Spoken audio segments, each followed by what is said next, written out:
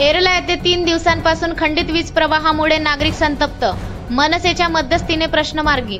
नमस्कार, मी Sanjana Bhambore, blue storm TV news चॅनलमध्ये आपल्या सर्वांचे स्वागत आहे आणि ही बातमी आहे महाराष्ट्र प्रतिनिधी संजू भांबोरे यांच्याकडून। वर्धा जिल्ह्यातील हिंगणघाट तालुक्यातील एरला येथे गेल्या 3 दिवसांपासून गावातील वीज प्रवाह खंडित झाल्याने गावकऱ्यांमध्ये संतप्त वातावरण निर्माण झाले होते।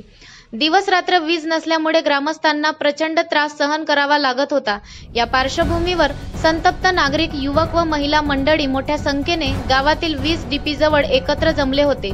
वीज प्रवाह कायमस्वरूपी बंद करण्याचा विचारही ग्रामस्थांनी केला होता।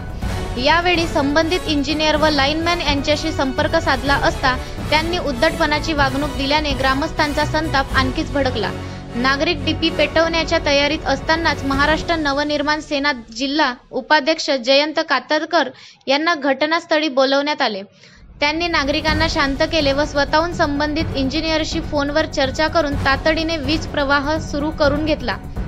कातरकर यांनी संबंधित अधिकाऱ्यांना पुढे अशा प्रकारची वेळ नागरिकांवर ओढवू नये याची दक्षता घेण्याचे निर्देश दिले, अन्यथा ग्रामस्थ संतापाच्या भरात थेट वीज कार्यालयासह इतर ठिकाणी मोठे नुकसान करू शकतात, असा इशाराही त्यांनी दिला। यावेळी युवक नेते अक्षय खंडाळकर, मयूर तनिलवार, गोलू चांदेकर, बाबूराव कांबळे, मयूर खंडाळकर, उमा तोडसाम, कपिल भगत, प्रकाश राजूरकर यांच्यासह गावातील मोठ्या संख्येने नागरिक उपस्थित होते। अशाच नवनवीन बातम्या पाहण्यासाठी आपल्या चॅनलला लाईक, शेअर आणि सबस्क्राईब करा। धन्यवाद।